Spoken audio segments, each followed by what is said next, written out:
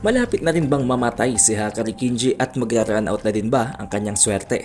Kung hindi nyo pa alam, si Hakari Kinji ay ang isa sa pinakapaboritong karakter sa loob ng series nang dahil na nga sa kanyang napaka-unique na character style at napakaganda at enjoyable na curse technique. Although hindi ko na i-explain sa video na to kung paano nag-work ang kanyang idle death gamble, pwede nyo namang mapanood yon sa ating previous videos dahil napakahaba nun kung isisingit pa natin dito. Now as you know, katapat ngayon ng restless gambler natin ang Frozen Star na si Uraume, ang right hand or sabihin natin ang pinaka-assistant talaga ng King of Curses. All throughout the story ng Jujutsu Kaisen ay na-introduce nga itong si Hakari Kinji sa pagsisimula ng Culling Games na pwedeng makita na natin sa paglabas ng susunod na season ng Jujutsu Kaisen.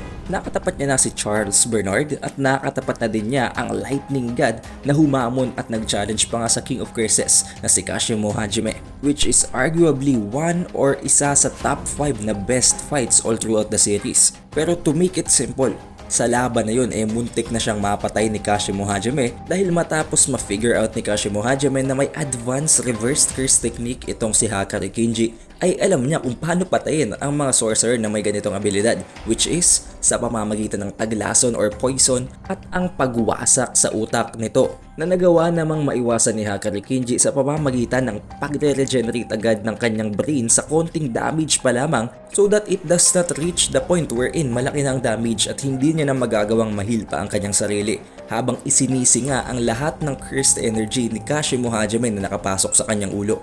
Pero ang katapat niya ngayon ay napakalayo ng pinagkaiba kay Kashimo Hajime, especially in terms of curse techniques, at hindi natin may kakaila na maaaring mas mataas pa nga ang knowledge ni Uraume kumpara kay Kashimo Hajime dahil nagawa nga niyang mag-create ng bath specifically para sa King of Curses sa pamamagitan ng pagsaslice nito with precision and accuracy para maipon ang katamtamang kondisyon para makapagbigay ng mas madaming amount ng cursed energy para sa bath. Unlike Kashimo Hajime na may electric cursed energy properties na napapakinabangan niya at nayo-utilize sa pakikipaglaban na napakalaking counter ng ice or ng frozen calm nitong si Uraume laban kay Hakari. Dahil think of it isang freeze lamang ni Uraume kay Hakari, hindi na siya makakagalaw.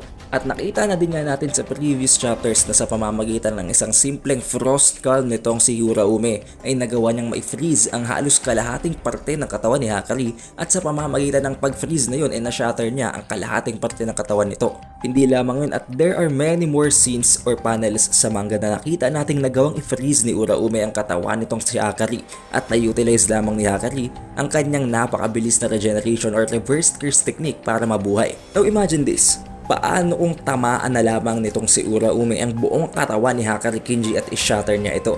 Or sabihin natin na hindi ang buong katawan ni Hakari Kinji kung hindi ang parteng ulo lamang. Kapag na-shatter yun, nandun ang kanyang utak, meaning hindi niya na magagamit ng kanyang reverse curse technique at nangangahulugan lamang na instantly ay mamamatay na ang restless gambler. Kung iisipin din natin, ang curse technique nitong si Hakari Kinji ay para bang time-based dahil alam naman natin na within 4 minutes and 11 seconds lang siyang mananatiling immortal. What if sa pamamagitan ng pagseseryoso ni Uraume ay mas titigas ang kanyang eyes at if-freeze niya lamang itong si Hakari to the point na maubos nito ang kanyang time as an immortal at patayin siya kapag nag-run out na yon. Then sa hindi pa na ipapakita ni Uraume ay ang paggamit niya ng kanyang domain expansion.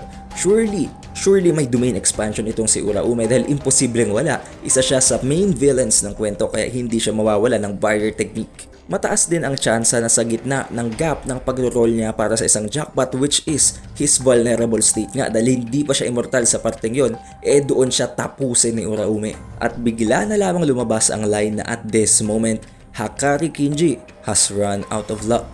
Now how epic is that, guys? What do you think? Be sure to put that in the comment section below para mapag-usapan pa natin. It is the Updated Weeb, and I'll see you on chapter 249 ng Jujutsu Kaisen.